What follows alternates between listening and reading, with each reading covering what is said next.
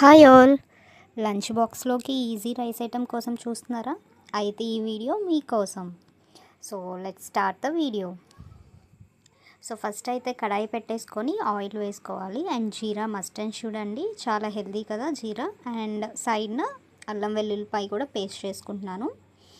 And oil వేడెక్కిన తర్వాత జీరా వేసుకొని కరివేపాకు, పుదీనా అండ్ పచ్చిమిర్చి వేసుకోవాలి. ఈ రైస్ ఐటెంలో మనమైతే కారం వేయట్లేదు, సో కొంచెం పచ్చిమిర్చి ఎక్కువే పడుతుంది. సో మంచిగా ఫ్రై అయిపోయిన తర్వాత సన్నగా కట్ చేసుకున్న ఒక పెద్ద ఆనియన్ వేసుకోవాలి. ఆనియన్ పచ్చిమిర్చి మంచిగా సాటేట్ చేసుకోవాలి. ఇది కొంచెం త్వరగా ఫ్రై అవ్వాలని చెప్పేసి కొంచెం సాల్ట్ అండ్ పసుపు వేసుకున్నాను. మీరు చూసారంటే ఆనియన్ అండ్ పచ్చిమిర్చి మంచి కలర్లోకి వచ్చేసింది. ఇదే టైంలో కొత్తిమీర వేసుకోవాలి. నేనైతే పెద్ద సైజు కట్ట కొత్తిమీర తీసుకున్నాను, చాలా వేస్తున్నానండి. మీకు అంతగా నచ్చకపోతే ఇది మాత్రం స్కిప్ చేసేసుకోవచ్చు. మీరు చూసారంటే మంచిగా ఫ్రై అయిపోయింది. ఇందాక మనం పేస్ట్ చేసుకున్న అల్లం వెల్లుల్లిపాయ పేస్ట్ వేసుకుందాం. నేనైతే 2 స్పూన్స్ వేసానండి. ఇది కూడా మంచిగా ఫ్రై చేసుకోవాలి.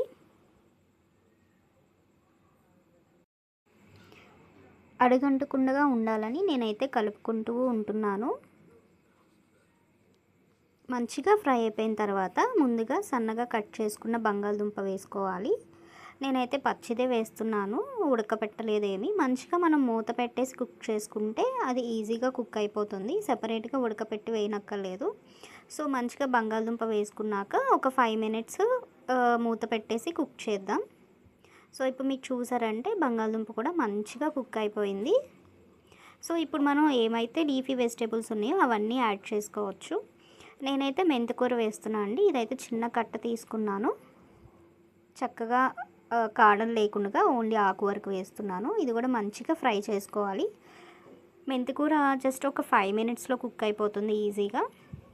మళ్ళీ మూత పెట్టేసుకొని ఒక 5 మినిట్స్ కుక్ చేసుకుంటే సరిపోతుంది.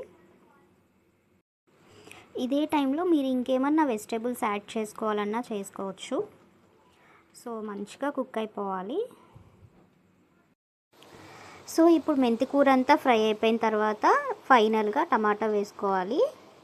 నేనైతే చిన్న సైజు ఒక టమాటా వేసుకుంటున్నాను అండి. సో టమాటా కూడా మంచిగా ఫ్రై అయిపోవాలి. ఒక 2 మినిట్స్ మళ్ళీ మూత పెట్టేసుకొని కుక్ చేసుకుందాం. సో ఇప్పుడు మీరు చూసారంటే కర్రీ మంచిగా రెడీ అయిపోయింది. ఇదే టైంలో మనం రైస్ వేసుకోవాలి. ముందుగా కుక్ చేసుకున్న రైస్ వేసుకుంటున్నానండి. నేనైతే వేడి వేడి రైస్ వేయనండి, కొంచెం ఆరపెట్టి పొడి పొడిగా చేసుకొని ఆ తర్వాత వేసుకొని కలుపుకుంటున్నాను. అదే మనం వేడి అన్నం వేసుకుంటే అన్నం అంతా శుద్ధ అయిపోతుంది కలిపేటప్పుడు. సో మీరు చూసారంటే అన్నం మంచిగా కలిపేసుకున్నాను కర్రీలో. ఇదే టైంలో సాల్ట్ చెక్ చేసుకొని ఏమన్నా పడుతుంది అనుకుంటే వేసుకొని కలుపుకోండి. సో ఫైనల్గా అయితే కొత్తిమీర అండ్ పచ్చి ఆనియన్ వేసుకుంటున్నాను. అంతే అండి, రైస్ అయితే అయిపోయింది. ఇది జస్ట్ అలా కలుపుకొని ఒక 2 మినిట్స్ మూత పెట్టుకొని స్టవ్ ఆఫ్ చేసేసుకోండి. అంతే అండి, సింపుల్ రెసిపీ. మీకు ఈ వీడియో నచ్చితే please like, share and subscribe.